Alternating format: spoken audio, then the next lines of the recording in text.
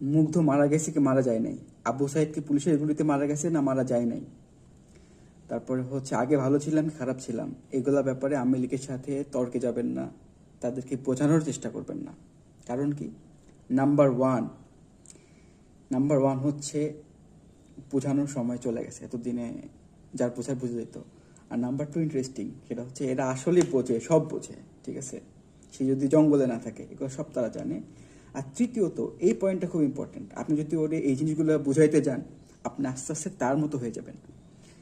এই মহাবিশ্বের একটা রুলস আছে, বিশ্বের প্রতিটা দুইটা বস্তু আস্তে আস্তে একটার সাথে আরেকটা সিনক্রোনাইজ হয়ে যায়, মানে একই তালে চলে, ঠিক আছে।